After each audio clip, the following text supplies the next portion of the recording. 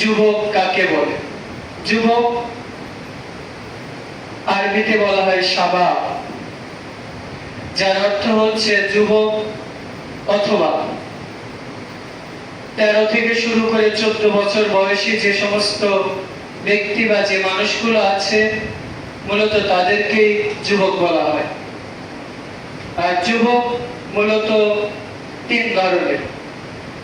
এক প্রকার যুবক যারা কোরআন সুন্নাহ, ইসলামের বিধান, হালাল হারাম সঠিক বেসিক এগুলো বেঁচে চলে। আর এক ধরনের যুবক আছে দোদুল্যমান, বাতাস যেদিকে যায় সেদিকে গায়ে দিয়ে দেয়, অর্থাৎ সমাজ যেদিকে চলে, সমাজের অধিকাংশ মানুষ যা করে, যেটা করতে বলে, যেটা ভালো মনে করে সে সেটাই করে। কোন কোন ক্ষেত্রে সে সামাজিকতার দোহাই দিয়ে ইসলামের কাজগুলো করে থাকে, আবার কোন কোন সময় সে সামাজিকতার দোহাই দিয়ে ইসলাম বিরোধী কাজও করে থাকে। আর আরেক প্রকার যুবক হচ্ছে পথভ্রষ্ট যুবক। এই যুবকেরা তাদের জীবনে লক্ষ্য উদ্দেশ্য বুঝতে পারে না, যে তাদের মিশন বা ভিশন কি হওয়া উচিত, তারা কোন পয়েন্টকে সামনে রেখে সামনের দিকে অগ্রসর হবে, তারা দুনিয়াতে কোন দিকে ছুটবে, কি করতে চায়, কি হতে চায়, দেশ জাতি সমাজকে সে কি দিতে চায়, সর্বোপরি পরকালে তার আবাসস্থল কি হবে, সে এই সমস্ত বিষয় নিয়ে একেবারে গাফেল। সেগুলো বিষয় চিন্তাই করে না। তার মন যা চায়, তার খাহিশিয়াত যেটা চায়, তার প্রবৃত্তি যেটা চায়, সে সেটাই করে থাকে। আমরা মূলত আজকে যুব সমাজ নিয়ে আলোচনা করার মূল উদ্দেশ্য হচ্ছে, অনেকে আমরা হয়তো বলতে পারে যে আমরা তো এখানে অল্প বয়স্ক আছি, আবার বৃদ্ধ মহিলারাও আছি, তবে যুবক বা যুবতীদের নিয়ে কেন স্পেশাল ভাবে আলোচনা করতে হলো? মূলত সমাজের চালিকাঠি বা মূল শক্তি হচ্ছে যুবক। এই যুব সমাজ যদি না থাকে তাহলে সমাজ, রাষ্ট্র, দেশ একেবারে অথর্ব অথবা ভিত্তিহীন নরবরে হয়েছে। কারণ আজকে যারা আমরা বৃদ্ধ বয়সে উপনীত হয়েছি, কারো 60, কারো 70, কারো 50, কারো 100 বছর বয়স হয়তো হয়েছে, তারা তো আমরা কোন একটা সময় যুবকই ছিলাম। অথবা আমরা যারা ছোট্ট আছি, সোনামণি, শিশু বা নাবালেক আমরা যাদের বলে থাকি, এরা কিছুদিন পরেই বালেক হয়েছে। ক্যামব্রিজ ইউনিভার্সিটি থেকে বলা হচ্ছে যে যুবক হচ্ছে তারাই যাদের 13 থেকে শুরু করে 40 বছর বয়স পর্যন্ত, এদেরকে মূলত যুবক বলা হয়। কোন কোন ক্ষেত্রে হয়তো 13 বছর আগেও কেউ বালেক হয়ে যেতে পারে, কোন কোন ক্ষেত্রে কেউ 40 বছর আগে বা পরে তার যে যৌবিক চাহিদা সেটা বিনষ্ট হয়ে যেতে পারে, বা কারো ক্ষেত্রে ভিন্ন 50, 60, 70, 80, 90ও থাকতে পারে। কারণ আমরা অনেক সময় মনে করি যে বিশেষ করে রাসূল সাল্লাল্লাহু আলাইহি ওয়াসাল্লাম বয়স্ক নারীদেরকে, যাদের বিবাহ করার মতো সক্ষমতা নেই, যাদের যৌবিক চাহিদা নেই, তাদের হিজাব মেইনটেইনের ক্ষেত্রে মুখটা খুলে রাখার অনুমোদন দিয়েছে। আবার আমরা অনেকেই মনে করি যে হিজাব মানে শুধু মুখটা ঢেকে রাখলাম বাস হিজাব। আমরা মনে করি যে হিজাব মানে কি, আমি একটা ওড়না বা কিছু দিয়ে মুখটা খুলে রেখে মাথার চুলগুলো ঢেকে রাখলাম, এটাই বুঝি হিজাব। হিজাব রেখে আমি গান বাজনা করতে পারি, ড্রামা বাজাতে পারি, ইত্যাদি ইত্যাদি আমি করতে পারি। হিজাব হচ্ছে ওইটা যেটা মানুষের, মেয়েদের মাথার চুল থেকে শুরু করে একেবারে পায়ের নিম্ন ভাগ পর্যন্ত যেটা ঢেকে রাখে, সেটাই হচ্ছে হিজাব। যদি আমরা অনেক ক্ষেত্রে বলে থাকি যে নারীরা হাত বা পায়ের পাতা খোলা রাখতে পারে, মুখের পাতা খোলা রাখতে পারে, অনেকেই বলে। অথচ এই আয়াতের ব্যাখ্যায় স্পষ্টভাবে বলা হচ্ছে, যদি ফিতনার আশঙ্কা না থাকে সেই ক্ষেত্রে কোন নারী হাত বা পায়ের পাতা খুলতে পারে। তো আমরা যে সমাজে অবস্থান করি, নিজের ঘরেই তো নিরাপদ না, সেখানে স্কুল, কলেজ, ইউনিভার্সিটিতে একজন নারী নিজেকে নিরাপদ কিভাবে ভাবতে পারে? হাত পা খোলা তো দূরের কথা, সে মুখের কোন অংশই বের করতে পারবে না। আবারও বলি, বর্তমান সমাজে যারা পর্দার নামে বোরকা পরে পিছনে বেল বেঁধে রাখে, যারা হিজাব করে, যারা বোরকা পরে হাতের অর্ধেক বের করে রাখে, যারা হিজাব দিয়ে মুখ ঢাকার নামে মুখের অংশগুলো বের করে রাখে, এরা স্পষ্ট গুমরাহের মধ্যে রয়েছে। আবারও যারা বোরকা পরে শরীরের আঁটসাঁট জায়গাগুলো প্রকাশ করে চলে, যারা বোরকা পরে পিছনে বেল্ট বেঁধে শরীরের উঁচু নিচু জায়গাগুলো প্রকাশ করে বেড়ায়, যারা হিজাব পরে নিজের মুখের অবয়ব মানুষের সামনে বের করে দেখায়, এরা স্পষ্ট জাহিলিয়াতের মধ্যে রয়েছে। সেটা আলেম হোক অথবা জাহিল হোক, সবার ক্ষেত্রে শরীয়তের বিধান এক। তো এই জন্য রাসূল সাল্লাল্লাহু আলাইহি ওয়াসাল্লাম বলে দিয়েছেন যে যাদের যৌবিক চাহিদা নেই, তারা এই সমস্ত মহিলারা তাদের মুখ খুলে রাখতে পারে। তবে আল্লাহ রাব্বুল আলামিন সূরা আহজাবে এটাও বলে দিয়েছে, তবে তোমার জন্য উত্তম হচ্ছে মুখটা ঢেকে রাখা। তার মানে যে নারীর মধ্যে যৌবিক চাহিদা নেই, যার প্রতি মানুষ অ্যাডিক্টেড হবে না, আকর্ষণ বোধ করবে না, এই সমস্ত নারীরা মুখ খোলা রাখতে পারে। তবে আল্লাহ বলেছেন ঢাকাই হচ্ছে উত্তম। আর যারা যুবতী রয়েছে তারা তো সর্ব অবস্থায় তাদের মুখ ঢেকে রাখতেই হবে। আল্লাহ আমাদের তৌফিক দান করুন। রাসূলুল্লাহ সাল্লাল্লাহু বলছেন, আব্দুল্লাহ ইবনে ওমর তিনি বলছেন যে পুরুষ মানুষ যতই বয়স্ক হোক না কেন, পুরুষ মানুষকে কোনো সময় তোমরা বৃদ্ধা মনে করবা। আবার বলি, আব্দুল্লাহ ইবনে ওমর রাদিয়াল্লাহু তাআলা বলছেন যে পুরুষ মানুষ যতই বৃদ্ধ হোক না কেন, তাকে তোমরা বৃদ্ধ মনে করে এটা মনে করবা না যে আমার দাদা, আমার চাচা অথবা আমার দূর সম্পর্কের আত্মীয়, তার তো বয়স অনেক হয়ে গেছে, তো আমি আমার শরীরের অঙ্গ প্রত্যঙ্গগুলো তার সামনে বের করি বা দেখাই, এটা কোনো অবস্থাতে জায়েজ না। এটা সম্পূর্ণরূপে হারাম। এই জানালাটা খুলে দে, আইবিএস এর সমস্যা, জানালাটা খুলে দে। রাসূল ইসলাম স্পষ্টভাবে নিষেধ করে দিয়েছে যে বৃদ্ধ মানুষ সে 100 বছরের হোক অথবা 80 বছরের হোক, তাদের থেকে সতর্ক থাকতেই হবে। রাসূল ইসলাম হাদিসে বলছেন যে দুইটা হাতকে একসাথে করো। মূলত দুইটা হাত দ্বারা রাসূল ইসলাম বোঝাতে যাচ্ছে যে একজন বয়স্ক পুরুষ হোক অথবা একজন যুবক হোক আর একজন নারী হোক, কোনো সময় তারা বেপরদা হয়ে একসাথে থাকতে পারে। যেটা বলছিলাম যে সমাজের মূল বা যাদের উপর ভিত্তি করে সমাজ পরিচালিত হয় তারা হচ্ছে যুবক। এই যুবকদের যদি নৈতিক পদস্খলন ঘটে, তাহলে সমাজকে খুব সহজে একেবারে ধ্বংসের দ্বার প্রান্তে পৌঁছানো সম্ভব। আল্লাহর কাছে দোয়া করছে আল্লাহ রাব্বুল আলামিন আমাদের যুব সমাজদেরকে হেফাজত করুন, আমিন। আল্লাহ রাব্বুল আলামিন সূরা কাহাফ 18 নম্বর সূরা 13 নম্বর আয়াতে বলছেন, ইন্নাহুম ফিতয়াতুন আমানু বিরাব্বিহিম। কিছু যুবক আছে যে যুবকেরা তার রব প্রতিপালক আল্লাহর প্রতি ঈমান এনেছে, ওয়া জিদনাহুম হুদা। আর তারা যে আল্লাহর প্রতি ঈমান এনেছিল, এই ঈমানের কারণে আল্লাহ রাব্বুল আলামিন তাদের হেদায়েত, তাদের ঈমানি জাযবা আরো আল্লাহ বৃদ্ধি করেছে বলে সুবহানাল্লাহ। রাসূল ইসলাম স্পষ্টভাবে বললেন যে যুবকেরা আল্লাহর প্রতি ঈমান এনেছিল, আনার পর আল্লাহ রাব্বুল আলামিন তাদের হেদায়েতও বাড়িয়ে দিলেন, তাদের ঈমানি জাযবাও বাড়িয়ে দিলেন বলে সুবহানাল্লাহ। মূলত আল্লাহ রাব্বুল আলামিন এখানে আসহাবে কাহাফে ওই যে যুবকেরা ছিল, যে যুবকেরা গুহার মধ্যে ঘুমিয়ে গিয়েছে, প্রায় 309 বছর তারা সেই গুহার মধ্যে শুয়েছিল, ঘুমিয়েছিল। তারা মূলত এমন এক সমাজে অবস্থান করত, এই সমাজের সমস্ত মানুষ জাহিলিয়াতে লিপ্ত ছিল।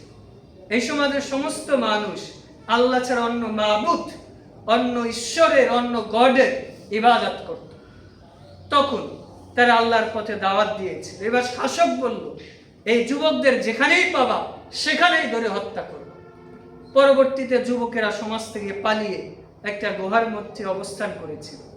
আল্লাহ রাব্বুল আলামিন তাদেরকে এমন একটা ব্যবস্থা করে দিয়েছিলেন ঘুমের, যে প্রায় 309 বছর পরে তাদের ঘুম ভেঙে যায় বলে সুবহানাল্লাহ।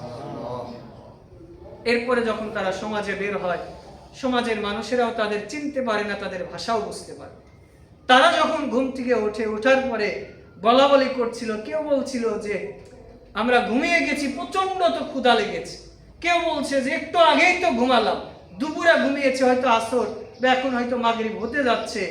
একজন বলছে যে না না, এতক্ষণ তো ঘুমানোর কথা না। আরেকজন বলছে যে না, আমরা অনেকক্ষণ ঘুমিয়েছি, যদি তাই না হতো তাহলে আমাদের শরীরে, আমাদের কাপড়ে, আমাদের দাড়ির উপরে এত ময়লা আবর্জনা লেগে থাকতো না।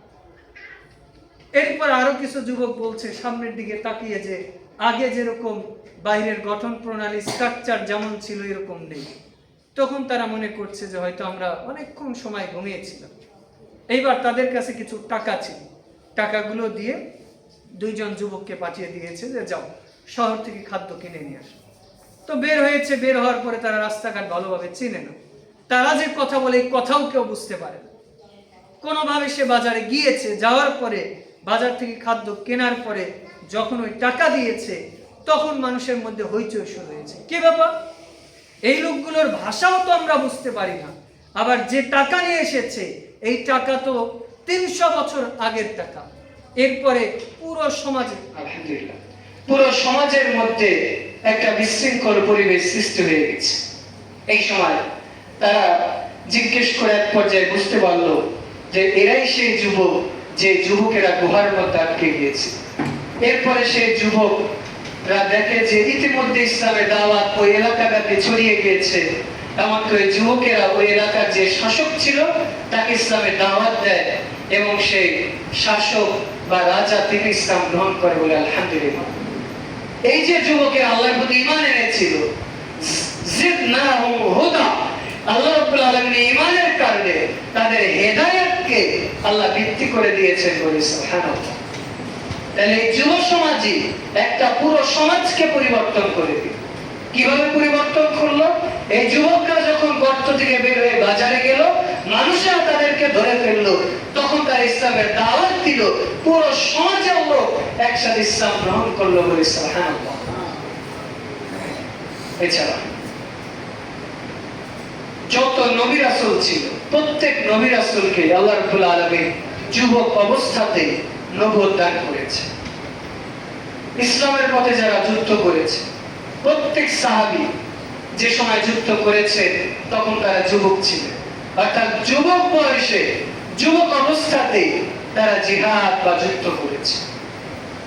ইসলাম প্রচার এবং প্রসারের জন্য সাদ বিন আবু ওয়াক্কাস সহ আরো যত সাহাবী রয়েছে প্রত্যেক সাহাবী যুবক অবস্থাতে আল্লাহ রাসূল সাল্লাল্লাহু আলাইহি ওয়াসাল্লাম বিভিন্ন জায়গায় তাদের ইসলাম প্রচারের জন্য পাঠিয়েছে। আল্লাহ রাসূল সাল্লাল্লাহু আলাইহি ওয়াসাল্লাম এর জন্য সহিহ বুখারী প্রথম খণ্ডে 660 নম্বর হাদিসে বলছে, সাবাতুন ইযিল্লুহুমুল্লাহু ইয়াওমা ফি যিল্লি লা যিল্লা ইল্লা যিল্লুহু। রাসূল সাল্লাল্লাহু আলাইহি ওয়াসাল্লাম বলছেন যে কিয়ামতের দিন আল্লাহর আরশের ছায়া ছাড়া আর কোনো ছায়া থাকবে না। ওই ছায়ার নিচে সাবাতুন ইযিল্লুহুমুল্লাহু ফি যিল্লি, আল্লাহর আরশের নিচে ছায়া পাবে, আল্লাহর আরশের নিচে অবস্থান করবে। তার মধ্যে 2 নম্বর সিরিয়ালে তিনি যাদের কথা বললেন তিনি হচ্ছে ওয়াশাবুন নাশা ফি ইবাদাতি রাব্বি, ওই যুবক যে যুবক তার যৌবন কালকে আল্লাহর ইবাদতে কাটিয়েছে, এই যুবক কিয়ামতের মাঠে আল্লাহর আরশের নিচে ছায়া পাবে বলে সুবহানাল্লাহ। অর্থাৎ যে যুবকেরা সমাজের তন্ত্র মন্ত্র, অশ্লীলতা, গান বাজনা এগুলো থেকে দূরে থেকে একমাত্র আল্লাহর ভয়, একমাত্র আল্লাহর প্রতি তাওয়াক্কুল করে নিজের যৌবনকে কন্ট্রোল করেছে, নিজের যৌবন কালকে, নিজের যুবক বয়সকে আল্লাহর পথগামী করেছে, এই যুবকেরাই আল্লাহর আরশের নিচে ছায়া পাবে বলে সুবহানাল্লাহ। রাসূল সাল্লাল্লাহু বলছে যে তোমরা 5টা জিনিসের পূর্বে 5টা জিনিসকে তোমরা গনিমত মনে করো। রাসূল সাল্লাল্লাহু বলছে তোমরা 5টা জিনিসের পূর্বে 5টা জিনিসকে গনিমত মনে করো। তার মধ্যে অন্যতম একটা হচ্ছে তুমি বার্ধক্যে উপনীত হওয়ার পূর্বে তোমার যৌবন কালকে তুমি যথারীতি মূল্যায়ন করো। অর্থাৎ তোমার যখন অনেক বয়স হয়ে যাবে তার হওয়ার আগে যখন তোমার যৌবনের শক্তিমত্তা আছে, যখন তোমার শারীরিক, দৈহিক, মানসিক, আত্মিক প্রশান্তি এবং শক্তি আছে, এই অবস্থাতে ইবাদত করো। এই ইবাদত আল্লাহ বেশি কবুল করবেন বলে সুবহানাল্লাহ। রাসূল সাল্লাল্লাহু বলছেন আল্লাহ রাব্বুল আলামিন কিয়ামতের মাঠে 5টা প্রশ্নের উত্তর না দেওয়া পর্যন্ত বানিয়ে দাও এক পা আগাতে পারবে না। তার অন্যতম হচ্ছে সে তার যৌবনকে কিভাবে কাটিয়েছে, কিভাবে ব্যয় করেছে। এই 5টা প্রশ্নের একটা প্রশ্ন হবে সে তার জীবনটাকে কিভাবে ব্যয় করেছে। আল্লাহ যে তার 50, 60, 70, 80, 100 বছরের জিন্দেগি দিয়েছে, পুরো জিন্দেগিটা সে কোন পথে ব্যয় করেছে, এইটা আল্লাহ জিজ্ঞেস করবে। এরপরে আল্লাহ স্পেশাল ভাবে আবার জিজ্ঞেস করবে, পুরো জীবন সম্পর্কে জিজ্ঞেস করার পরে যে তুমি তো বললা এই করেছো, এইবার তুমি বলো যে তোমার যৌবন কালকে তুমি কিভাবে কাটিয়েছো, কিভাবে ব্যয় করেছো, কোন পথে ব্যয় করেছো, কিভাবে অতিবাহিত করেছো। আল্লাহ এইটা সম্পর্কে জিজ্ঞেস করবে। আর এইটার উত্তর যদি আমি আপনি সঠিক দিতে পারি, ফাকাদ ফাদা ফাওদান আযীমা, তাহলে আমাদের জন্য মহা সফলতা রয়েছে বলে সুবহানাল্লাহ। রাসূল সাল্লাল্লাহু বলছেন, কোন যুবক সুস্থ অবস্থাতে যৌবন কালে সে যে ইবাদত করে, যে আমল করে, সে যখন বার্ধক্যে উপনীত হয়, অসুস্থ আছে, বিছানায় শুয়ে আছে, ইবাদত করতে পারে না, কিন্তু যৌবন কালে সে রাত জেগে নফল ইবাদত করত। সে যৌবন কালে আল্লাহর ভয়ে জিনা ব্যভিচার থেকে দূরে থেকেছে। সে যৌবন কালে ইসলাম প্রচার এবং প্রসারে নিজের যৌবনকে ব্যয় করেছে। সে যৌবন কালে মোবাইল ফোন, ইউটিউবে আজে বাজে ভিডিও বা বিভিন্ন জিনিস দেখা থেকে নিজেকে কন্ট্রোল করেছে। আল্লাহ রাসূল সাল্লাল্লাহু বলছে, সে যখন যৌবন থেকে বার্ধক্যে উপনীত হবে তখন সে ইবাদত করতে পারবে না, করার তার শক্তি থাকবে না। অথবা অসুস্থও যদি থাকে, সে যৌবনে যে ইবাদত করেছিল, রাতের বেলা ইবাদত করেছে, কোরআন তেলাওয়াত করেছে, দান সদকা করেছে, নিজের জীবন যৌবনে ইবাদত করেছে, সে যখন বার্ধক্যে উপনীত হবে, অসুস্থ হয়ে বিছানায় পড়ে থাকলে এরপরে আল্লাহ রাব্বুল আলামিন তার আমলনামায় কন্টিনিউ নেকি দিতেই থাকবে বলে সুবহানাল্লাহ।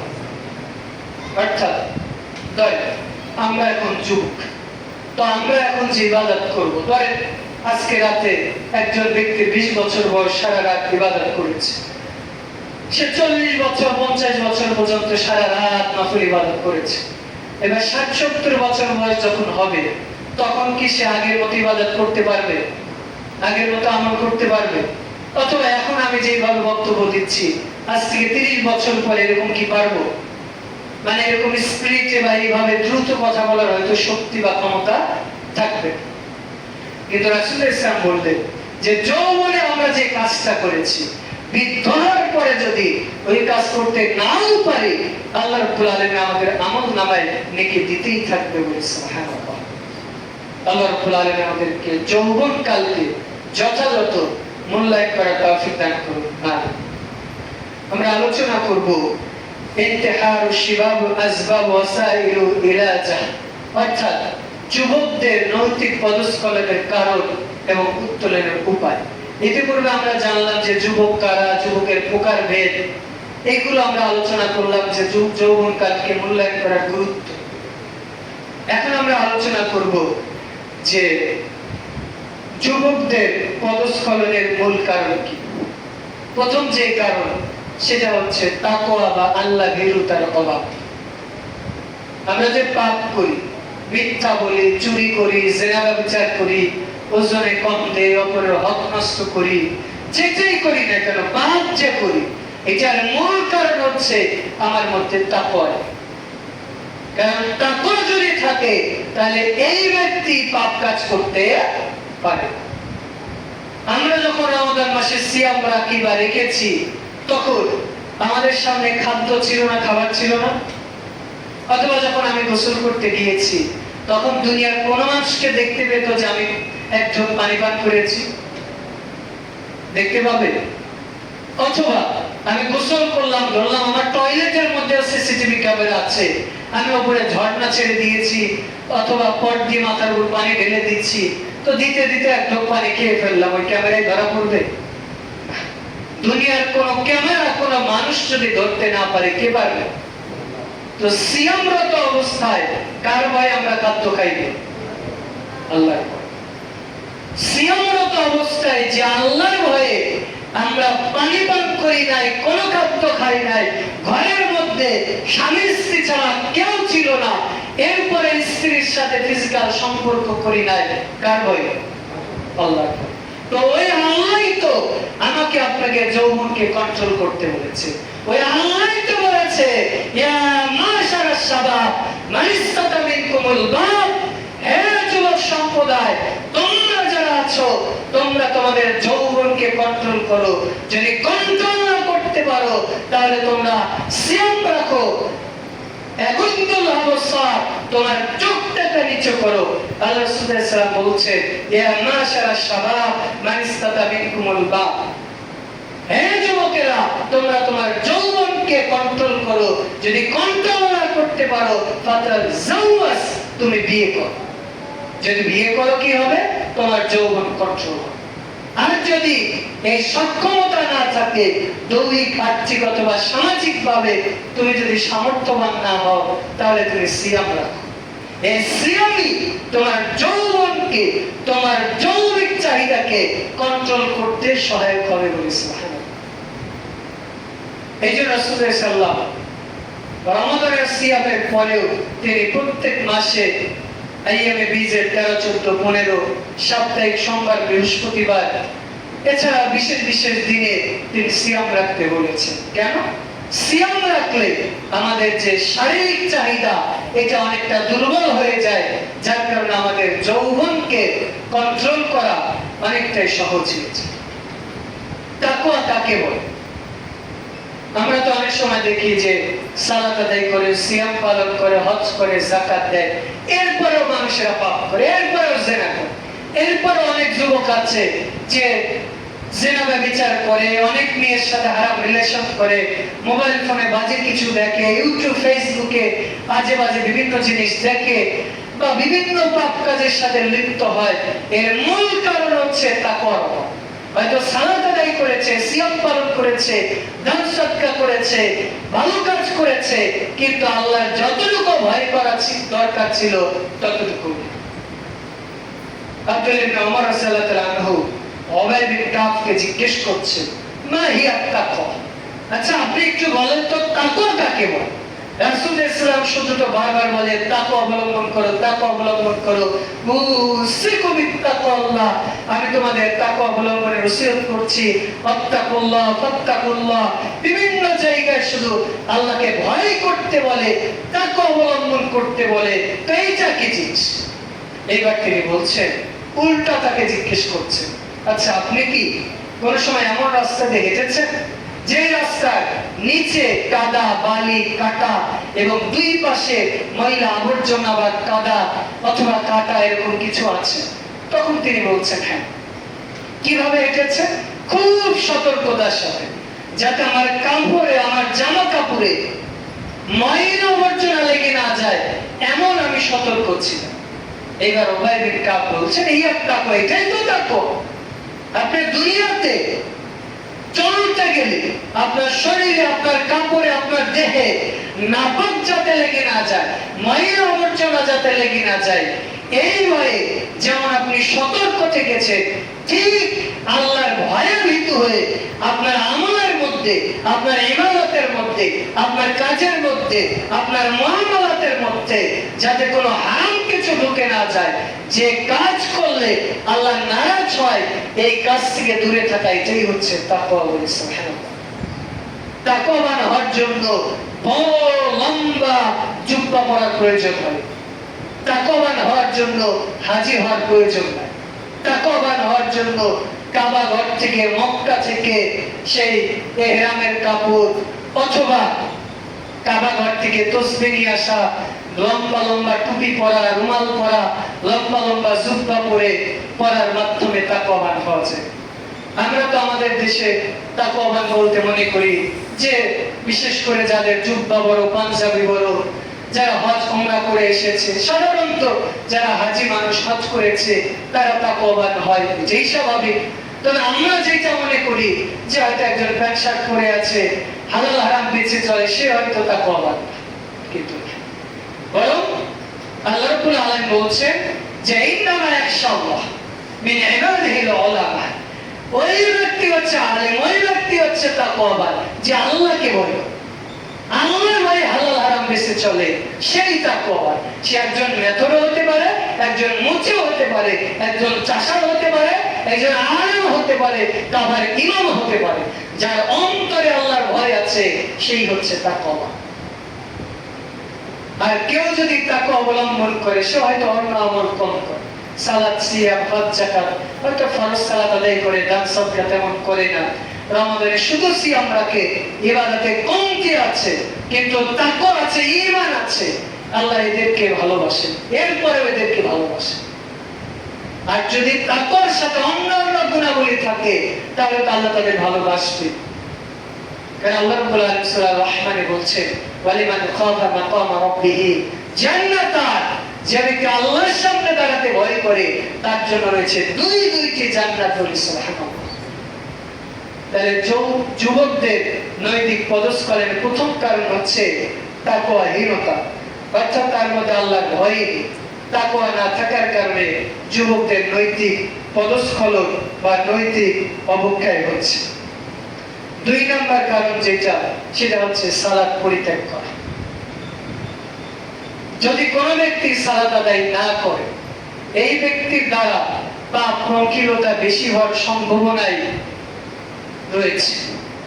আমাদের সমাজে যারা পাপ করে, জিনা, ব্যভিচার, জুলুম করে, মানুষ হত্যা করে, যারা সালাত আদায় করে, এই সমস্ত লোকেরা বেশি করে নাকি যারা সালাত আদায় করে না তারা বেশি করে? বলেন তো।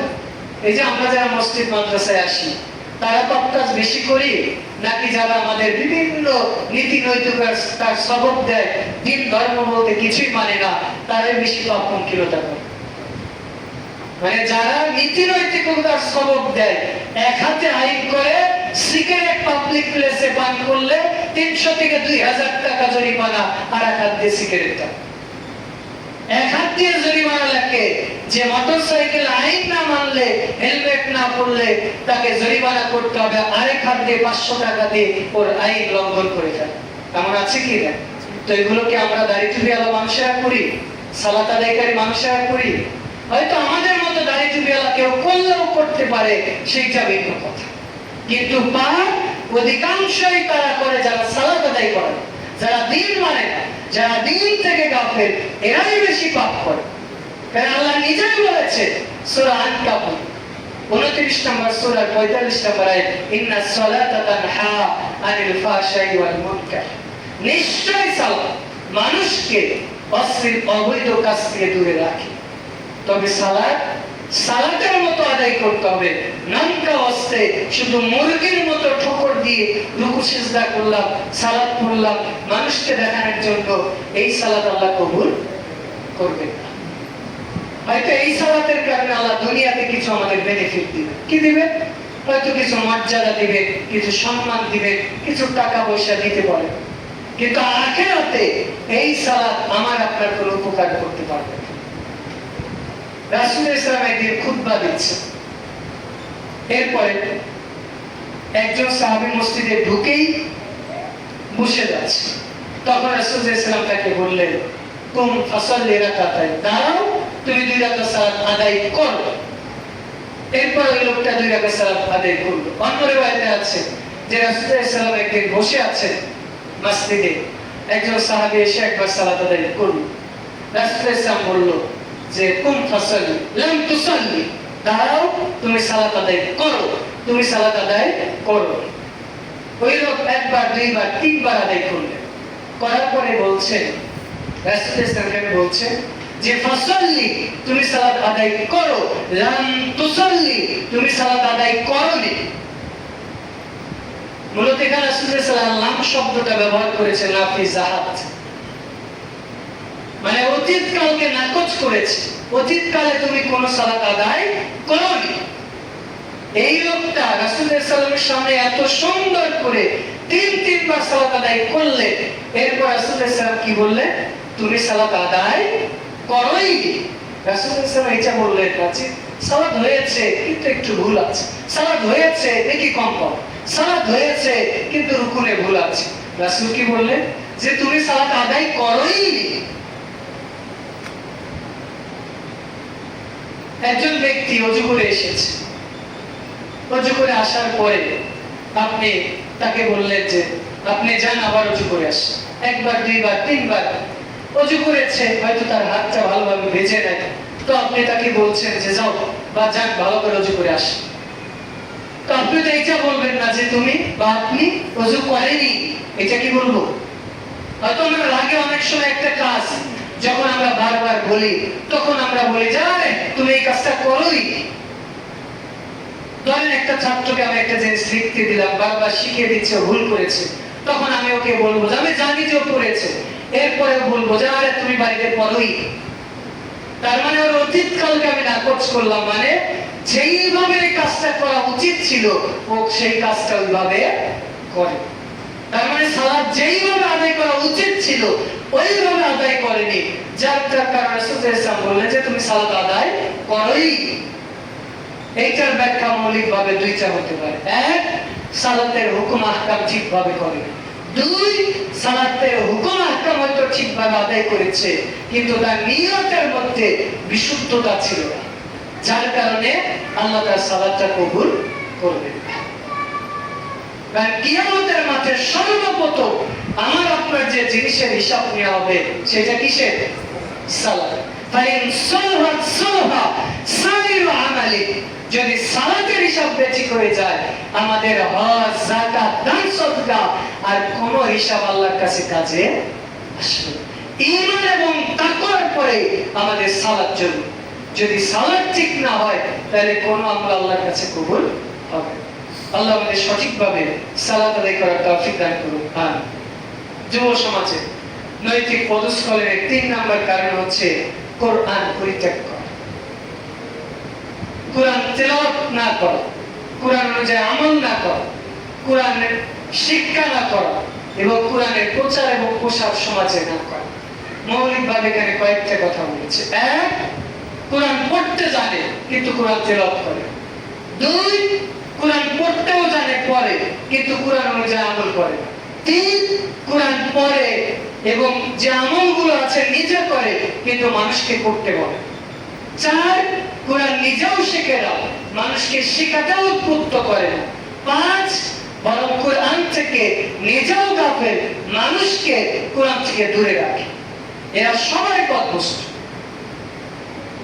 এরা সবাই ইসলাম থেকে, দিন থেকে বিচ্যুত। কিছু মানুষ আছে মনে করে যে আমি তো মাদ্রাসায় পড়ি, আমি তো কোরআন পড়া জানি, আমি তো মুহতামিম, আমি তো প্রিন্সিপাল, আমি তো প্রধান শিক্ষক, আমি তো অধ্যাপক হয়ে গেছি, তো আমার এত আমল করে কি হবে, আমি তো পড়ালেখা করেছি, এই দিয়ে আমার সারা জীবন চলে যাবে, আর আমার কোরআন তেলাওয়াতের দরকার, আর আমার আমল করার দরকার, আর আমার সমাজে প্রচার এবং প্রসার করার দরকার। আর কিছু মানুষ আছে যে শুধু সমাজের মানুষকে বলে, নিজে আমল করে না, নিজের পরিবারকে সে অনুযায়ী আমল করার জন্য নাসিহা করে না, কিন্তু মানুষকে শুধু বলতেই থাকে লিমা তাকুলুনা মা লা তাফআলুন, নিজে যা করে না তা মানুষকে বলে। অথচ আল্লাহ রাসূল বলছে আল কোরআন হুজ্জাতুল্লাহি আলাইহি, কোরআন হচ্ছে আল্লাহর পক্ষ থেকে একটা হুজ্জাত, একটা দলিল, এটা কারো পক্ষে যাবে কারো বিপক্ষে যাবে। রাসূল সাল্লাল্লাহু বলছে যে কিয়ামতের মাঠে দুইটা জিনিস বান্দার জন্য সুপারিশ করবে। কোন কেউ, কোন কিছু, কোন ব্যক্তি কারোর জন্য সুপারিশ করতে পারবে না। এক, রমজানের সিয়াম আল্লাহর কাছে বান্দার জন্য স্পেশাল ভাবে সুপারিশ করে বান্দাকে জান্নাতে নিয়ে যাবে বলেছেন। দুই, কোরআন, কোরআন এসে আল্লাহকে বলবে আল্লাহ এই লোক আপনার ভয়ে তেলাওয়াত করেছে, এই লোক সারা রাত যখন মানুষ ঘুমিয়েছিল আপনার ভয়ে জেগে জেগে তেলাওয়াত করেছে, আল্লাহ এই লোককে তো আমি জাহান্নামে যেতে দিব না, যদি জাহান্নামে যেতেই হয় আমাকে নিয়ে যান। আল্লাহ তখন কোরআনের সুপারিশ কবুল করতে বাধ্য হবে, কোরআনের সুপারিশ আল্লাহ রাব্বুল আলামিন এই তেলাওয়াতকারীকে জান্নাতে দিয়ে দিবেন বলে সুবহানাল্লাহ। তবে যদি কোরআন তেলাওয়াত করার উদ্দেশ্য এমন হয় যে আমি কোরআন তেলাওয়াত করব, সুন্দর করে লোকেরা আমাকে কারি বলবে, শায়েখ বলবে, আলেম বলবে, দাঈ বলবে, লোকের কাছে আমি বাহবা পাবো, তাহলে এইটাই তার জাহান্নামে যাওয়ার কারণ। আবার একটু আগে যে হাদিসটা বললাম যে কোরআন জোর করে আমাদেরকে কোথায় নিয়ে যাবে, জান্নাতে না জাহান্নামে? জান্নাতে, সুপারিশ করে জান্নাতে নিয়ে যাবে। আবার এই কোরআনই আমার আপনার জাহান্নামে যাওয়ার কারণ হতে পারে যদি আমরা কোরআন অনুযায়ী আমল না করি, যদি কোরআনের বিধান আমরা মেনে না চলি, যদি কোরআনের হালাল হারাম গুলো সমাজে বাস্তবায়ন করার চেষ্টা না করি। এই কোরআনই আমার বিপক্ষে সাক্ষী দিবে, এই কোরআনই আমাকে জাহান্নামে নিয়ে যাবে। সহিহ বুখারী হাদিস, সর্বপ্রথম আল্লাহ রাব্বুল আলামিন জাহান্নাম যে ব্যক্তিকে দিয়ে উদ্বোধন করবে সেটা হচ্ছে আমাদের মতো দাড়ি টুপিওয়ালা মানুষ। শুধু দাড়ি টুপিওয়ালা না, এরা হলো আলেম, যাদেরকে আমরা আল্লামা, মুফতি, শায়েখ বলি, এদেরকে দিয়ে আল্লাহ জাহান্নাম উদ্বোধন করবে। কি জন্য? কোরআন তেলাওয়াত করেছে, কোরআন পড়েছে মানুষকে দেখানোর জন্য। আল্লাহ বলবেন, যখন একজন আলেমকে আল্লাহ জাহান্নামে দিতে যাবে, তখন ওই আলেম বলবে, আল্লাহ আপনি আমাকে কেন জাহান্নামে দিচ্ছে? আমি তো কোরআন তেলাওয়াত করেছি, মানুষকে শিক্ষা দিয়েছি, কত মানুষ আমার কাছ থেকে হেদায়েত পেয়েছে, কত মানুষ আমার কাছ থেকে কোরআন পড়া শিখেছে, কত মানুষকে আমি হালাল হারামের শিক্ষা দিয়েছি। তখন আল্লাহ বলবে, হ্যাঁ তুমি এগুলো শিক্ষা দিয়েছো ঠিক আছে, কিন্তু তুমি কি জন্য দিয়েছো? তুমি তো দিয়েছিলা দুনিয়ার জন্য। দুনিয়ার লোক তোমাকে সম্মান করবে, দুনিয়ার লোক তোমাকে মর্যাদা দিবে, দুনিয়ার মানুষ তোমাকে সম্মান করবে, এই জন্য তুমি করেছিলা। আমি দুনিয়াতে তোমার সম্মান দিয়ে দিয়েছি, আজকে তোমার জন্য জাহান্নাম। রাসূল সাল্লাল্লাহু আলাইহি ওয়াসাল্লাম বলছেন, টেনে হিঁচড়ে এই আলেমকে আল্লাহ জাহান্নামে নিয়ে যাবে বলে নাউজ। আমাকে রাসূল সাল্লাল্লাহু আলাইহি ওয়াসাল্লাম বলছেন যে আলেম ব্যক্তি নারী বুড়ির চারপাশ দিয়ে ঘুরতে থাকে। অর্থাৎ আজ থেকে 15-20 বছর আগে আমরা ছোটবেলা দেখেছি যে সরিষার তেল যখন বানাতো, গরু দিয়ে বা মহিষ দিয়ে চারপাশে ঘুরতো। কি করতো? আমাদের দিকে বলে গরুর পিঠের উপর জল চাপিয়ে দিত। তো এই বাঁশের যে দুইটা আছে, দুইটা চাপিয়ে দিত, গরু চারপাশে ঘুরতো আর তেলগুলো আস্তে আস্তে বের হতো। তো রাসূল ইসলাম এটাই বলছে, হাদিসে এইভাবে উল্লেখ করছে, এই জাহান্নামী আলেম জাহান্নামের চারপাশে নারী বুড়ি দিয়ে এইভাবে ঘুরতে থাকবে বলে নাউজ। মানে কোরআন শিখেছে কিন্তু দুনিয়ার জন্য, কোরআন শিখিয়েছে দুনিয়ার জন্য, আমল করে নাই, শুধু মানুষকে বলেছে। আল্লাহ আমাদের এই সমস্ত আলেম থেকে হেফাজত করুন। আমিন। এরপর 4 নাম্বার যেটা কারণ, সুন্নাহ থেকে দূরে থাকা। রাসূল সাল্লাল্লাহু আলাইহি ওয়াসাল্লাম যে সুন্নাহ দিয়েছেন, যে বিধানগুলো দিয়েছেন, সেই বিধান থেকে দূরে থাকা। শরীয়তের বিধান যেমন চুরি করলে হাত কাটতে হবে, জিনা করলে, বিবাহিত নারী পুরুষ জিনা করলে তাকে মাটিতে বুক পর্যন্ত বা কোমর পর্যন্ত পুঁতে পাথর মেরে মেরে মেরে ফেলতে হবে। তো এইটা হচ্ছে শরীয়তের বিধান। যারা শাসক তাদের উপর জরুরত হচ্ছে সেগুলো সমাজে বাস্তবায়ন করা।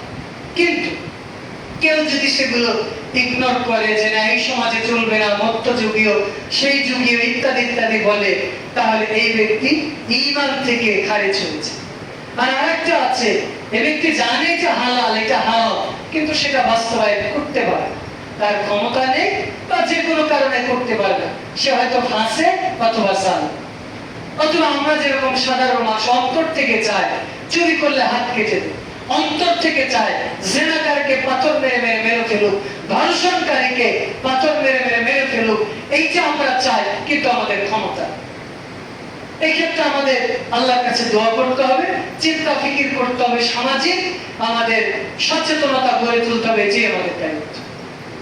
তবে সুন্নাহকে যদি ইচ্ছাকৃতভাবে আমরা ইগনোর করি, হেউ তুচ্ছ তাচ্ছিল্য করি, যে দিনে রাতে 10 বা 12 রাকাত সুন্নাত সালাত, এই সালাতে তো আদায় করে কি হবে, সারা রমাদান তো আমি অনেক আদায় করেছি, অনেক ইবাদত করেছি, আর আবার সিয়াম রেখে আর কি হবে, সাপ্তাহিক সিয়াম রেখে কি হবে? একটা হচ্ছে রাখতে পারে না, সেটা ভিন্ন কথা, আর আরেকটা হচ্ছে রেখে কি হবে, এত সিয়াম রেখে কি হবে, এত সালাত দিয়ে কি হবে? হুজুররাই তো পাপ করে, হুজুররাই তো এই সেই, হুজুররাই তো খারাপ কাজ করে, আমরা এত আমল করে কি করব? এই যে আপনি যদি এই জাতীয় কথা বলেন, তাহলে আপনি ঈমান থেকে খারিজ হয়ে যান।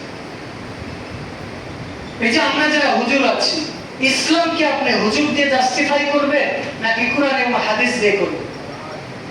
কথা বলো।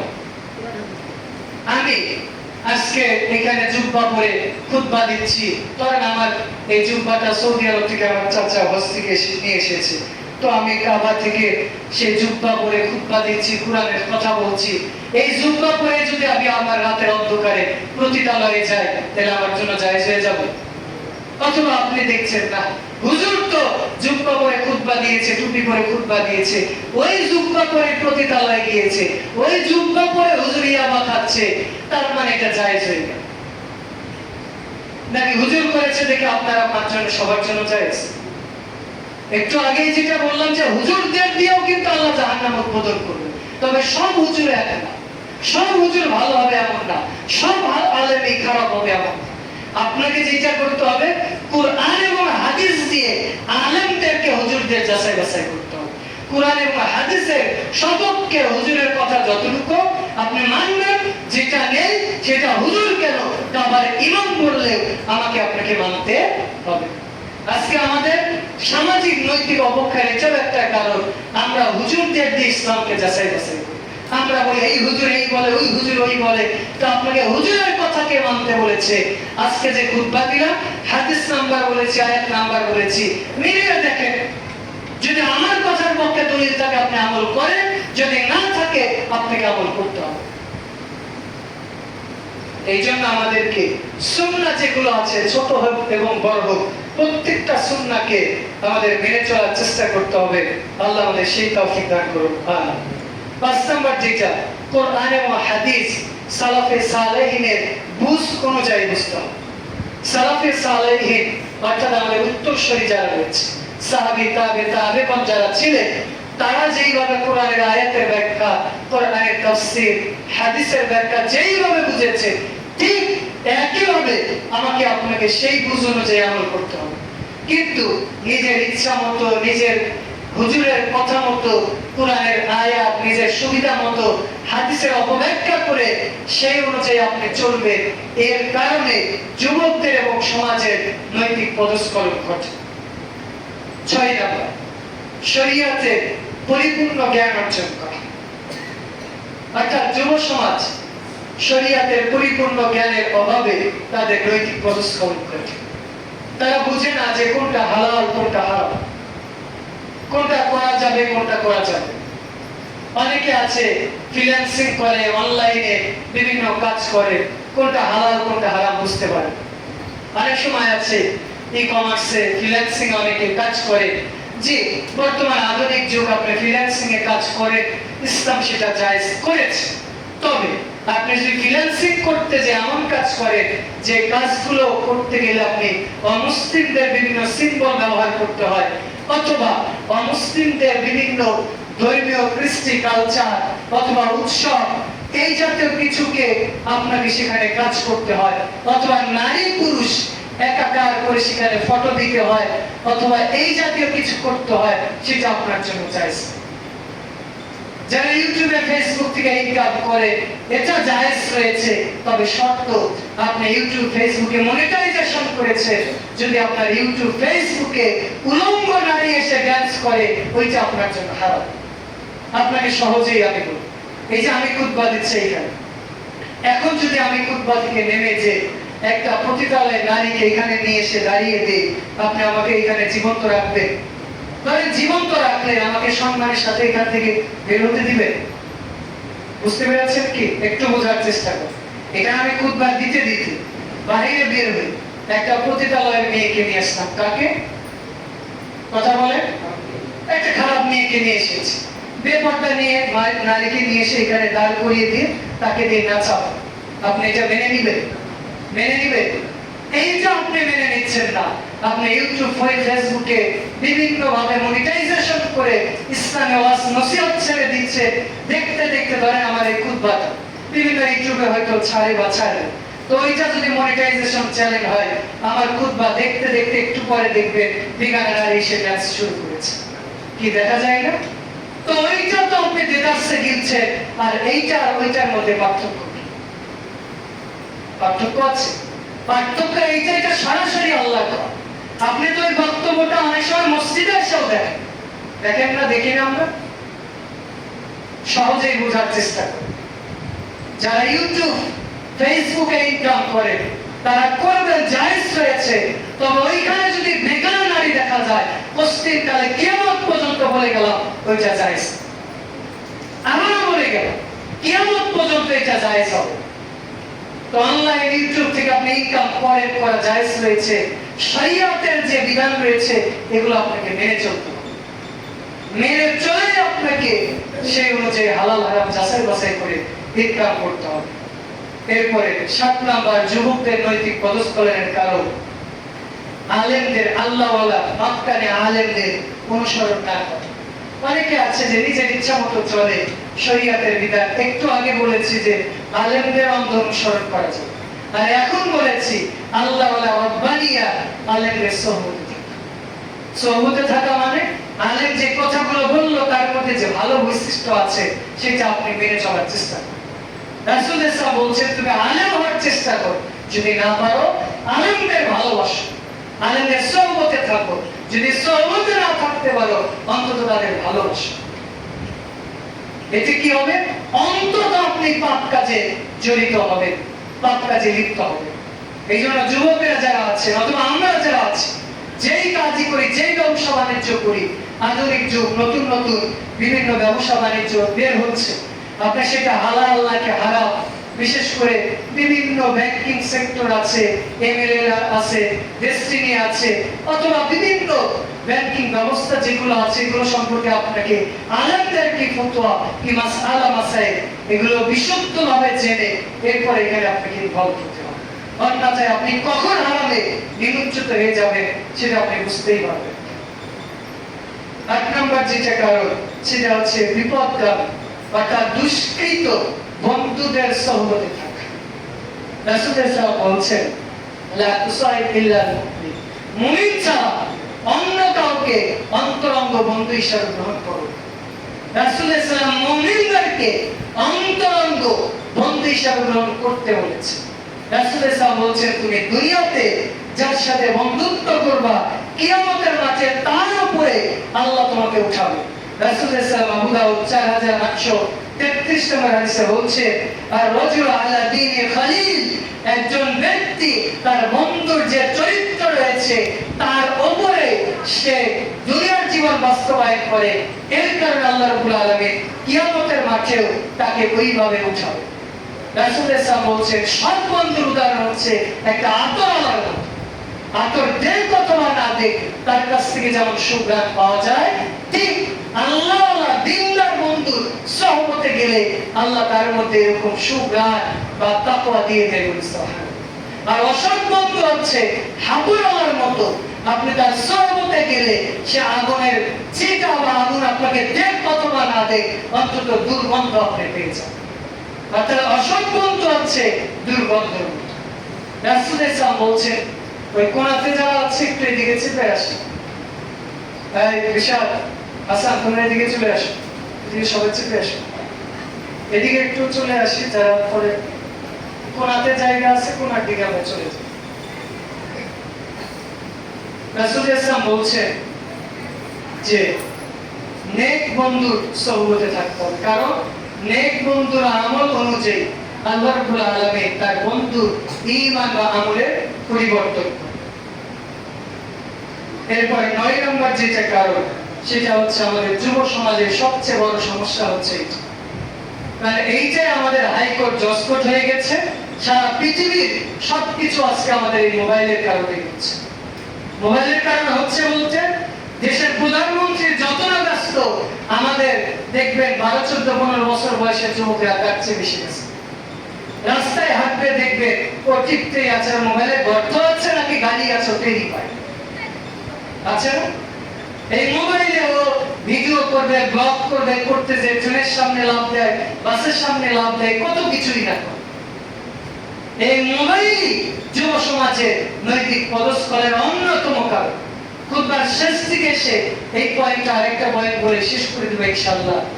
বিশেষ করে 18টা পয়েন্ট করেছিলাম, তবে 9টা পয়েন্ট আলোচনা করলাম, আজকে 10টা আলোচনা করবো। আরেকটা যে যুবক যারা আছেন, আপনি যদি ঈমান বাঁচাতে চান, মোবাইল ফোন আপনার কন্ট্রোলে রাখা ছাড়া আপনার জীবন যৌবন হেফাজত করার অন্য কোনো ওয়ে না। আগে যেগুলো বললাম সবগুলোই ঠিক আছে, কিন্তু আপনার ঘরের কোনায় এসে নীল জগতে চলে গেছে, আগের কোনোটাই আপনার কাছে আসবে না। সালাতও কাজে আসবে না, নির্বন্ধ কাজে আসবে না, অথবা দানসত্ত্বও কাজে আসবে না, তাকওয়াও কাজে আসবে না, কোনোটাই কাজে আসবে না, যেটা আল্লাহর ভয়ে আপনি যে মোবাইলকে সঠিকভাবে ব্যয় না করতে পারেন, সঠিকভাবে ব্যবহার না করতে পারেন। যুবক ভাইরা যারা রয়েছে, আপনাদের করে নাসিহত করে, যেহেতু আমিও নিজে যুবক, আমি নিজে সহ আপনাদেরকে নাসিহত করছি যে মোবাইল পারে আপনাকে জান্নাতে নিয়ে যেতে, এই মোবাইল পারে আপনাকে জাহান্নামে নিয়ে যেতে। এই মোবাইল যদি আপনি দ্বীনের কাজে, ইসলামের কাজে ব্যয় করে, তাহলে এই মোবাইলের মাধ্যমে আপনি জান্নাতে যেতে পারেন। ধরেন এই যে আজকে আমি খুতবায় নোট করেছি মোবাইল দিয়ে নোট করে সকালে পিক করে নিয়ে আসলাম।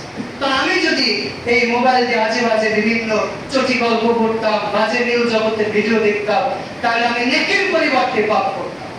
তো যুবক যারা আছে এরা বুঝতে পারে না যে মোবাইলের ভালো দিক কি আর মন্দ দিক। যুবকেরা বুঝতে পারে না যে মোবাইলের ভালো দিক কি আর মন্দ দিক। এই জন্য অভিভাবক যারা আছেন, আপনি আপনার সন্তানকে 15, 16, 17 বছর বয়সে মোবাইল দিয়েছেন, মানে ওর হাতে স্পষ্ট আগুন দিয়েছে, ওর হাতে আপনি জাহান্নাম তুলে দিয়েছেন। আবারও বলি, পুরো খুতবা মনে রাখবেন, এই কথা মনে রাখবেন, আপনি আপনার ছেলের হাতে মোবাইল তুলে দিয়েছেন, মানে ওর হাতে আগুন তুলে দিয়েছে, ওর হাতে জাহান্নাম তুলে দিয়েছে। এই যে গত মঙ্গলবার দিন আমার ছোট ভাই, ও পরে দাওরা ফার্স্ট ইয়ারে, ও বলছে ভাই আমার পড়ালেখার জন্য একটা অ্যান্ড্রয়েড মোবাইল দরকার। তো বললাম যে তোর অ্যান্ড্রয়েড মোবাইল দরকার না, মোবাইল ছাড়া তোর বই যতগুলো লাগে আমি কিনে দিব, যদি না পারিস ক্লাসে পড়া দিবি না, এরপরে তোর অ্যান্ড্রয়েড মোবাইল দরকার। ওকে একটা বাটন মোবাইল কালকে কিনে দিয়েছি যে শুধু ফোনে যোগাযোগ করার জন্য নিয়ে যাবে। তো ও তো ভালো নিয়তে নিয়েছে, কিন্তু ও তো আমার ভাই, ও তো এত ভালো মন্দ বুঝবে না, ও তো আর আমার মতো বয়সে পরিণত হয় না, ওর তো এখন 17-18 বছর বয়স, ও তো মাদ্রাসায় পড়ে, শুধু মাদ্রাসায় পড়লে কি সে ফেরেশতা হয়ে যায়? এইটা মনে করেন না যে আপনার ছেলে অনেক ভালো, আপনার ছেলে অনেক ভালো, ও ঘরের কোনায় কোন জগতে চলে গেছে আপনি টেরই পান। আপনি যদি দেখতেন আপনার ছেলে ঘরের কোনায় বসে কি করে, মোবাইলে বসে কি করে, মোবাইলের সার্চ বাটনে কি সার্চ দিয়েছে, পিসিতে কি সার্চ দিয়েছে, আপনি মরে যেতে, আপনি মানুষের সামনে লজ্জায় চেহারা দেখাতে পারতেন। আপনি মনে করেছেন আমার ছেলে তো কিছুই বুঝে না, ভালো মন্দ কিছু বুঝে না, ওর যখন 13 বছর 12 বছর হয়ে গেছে, ওর উপর গোসল যখন ফরজ হয়েছে, ও দুনিয়া অনেক কিছু বোঝে যেটা আপনি বুঝেন। এই জন্য অভিভাবকদের বলবো সন্তানের ব্যাপারে খুব সতর্ক থাকতে হবে। মোবাইল ফোন বলবো যে অন্তত 20-22 বছর আগে মোবাইল ফোন হাতে দিবে, আর যদি দিতেই হয় তাদের মোবাইলের ভালো মন্দ দিকগুলো তাদের বুঝিয়ে দিতে হবে। অন্যথায় আপনার সন্তান, আপনার ভবিষ্যৎ কখন বিনষ্ট হয়ে যাবে আপনি নিজেই টের পাবেন। সর্বশেষ যে পয়েন্টটা, সেটা হচ্ছে আমাদের যুব সমাজের নৈতিক পদস্খলনের কারণ হচ্ছে তারা অবৈধ সম্পর্ক লিপ্ত হয় এবং তারা নীল জগতে পদার্পণ করে। এই যুবকেরা অসৎ বন্ধুর সহবতে যে বিভিন্ন হয়তো স্কুল, কলেজ বা মাদ্রাসায় সহশিক্ষায় একজন বন্ধু বান্ধবীর সাথে হাই হ্যালো করতে করতে তার সম্পর্ক হয়ে যায়, বিভিন্ন সময় ঘুরতে যায়, বিভিন্ন কিছু করতে যায়, ভিডিও কল, অডিও কল, কত কিছু করে, এরপর সেগুলো সোশ্যাল মিডিয়াতে ছেড়ে দিচ্ছে, ইউটিউবে ভাইরাল হচ্ছে, তখন আপনার সতর্ক হচ্ছে, অথবা তখন আপনি বলছেন যে হুজুর আমার ছেলে এই করেছে ওই করেছে। আপনাকে অবশ্যই সতর্ক থাকতে হবে। আপনার ছেলে, আপনার মেয়ে, আপনার ভাই কোথায় যাচ্ছে আপনাকে খুব সজাগ দৃষ্টি রাখতে হবে। আল্লাহ আমাদের সেই তৌফিক দান করুন। আমিন। আল্লাহর কাছে দোয়া করছি, আল্লাহ আজকে খুতবায় আমরা আলোচনা করেছি যুব সমাজের নৈতিক পদস্খলনের কারণ। আল্লাহ যে বিষয় নিয়ে আমরা আলোচনা করলাম, এর মধ্যে যে খারাপ দিকগুলো রয়েছে, এগুলো আমাকে সহ, যুব সমাজ সহ, বৃদ্ধ নারী পুরুষ যারাই আছে তাদের প্রত্যেককে এই পাপ থেকে দূরে থাকার তৌফিক দান করুন। আর আল্লাহ আমাদের সমাজের চালিকাঠি, মূল শক্তি হচ্ছে যুব সমাজ। আল্লাহ এই যুব সমাজকে বিনষ্ট করার জন্য, নষ্ট করার জন্য আন্তর্জাতিক ভাবে বিভিন্ন চক্রান্ত চলছে। অতএব আল্লাহ এই সমস্ত চক্রান্ত থেকে আমাদের যুব সমাজ বিশেষ করে মুসলিম সমাজকে আল্লাহ হেফাজত করুন আমিন। আল্লাহ বিশেষ করে আমরা যুবকেরা যারা পাপ কাজে লিপ্ত হয়েছি, জেনে হোক অথবা না জেনে হোক, অথবা শয়তানের প্ররোচনায় হোক, জেনা ব্যভিচার অথবা আরো যত পাপ কাজ করেছি, আল্লাহ আপনার কাছে তওবা করছি, আপনি আমাদের ক্ষমা করুন আমিন। আল্লাহ আমাদের এই যুব সমাজকে ঈমানি শক্তিতে বলিয়ান হয়ে পুরো সমাজ, দেশ, জাতি, পুরো পৃথিবী ব্যাপী ইসলামের দাওয়াত ছড়িয়ে দেওয়ার তৌফিক দান করুন আমিন। আল্লাহ আপনার কাছে দোয়া করছি, আপনি আমাদের সকলকে কবুল করুন আমিন। আল্লাহ আপনার কাছে দোয়া করছি, যারা আমরা এখানে উপস্থিত হয়েছি, আপনি তাদের সকলকে কবুল করুন আমিন। আল্লাহ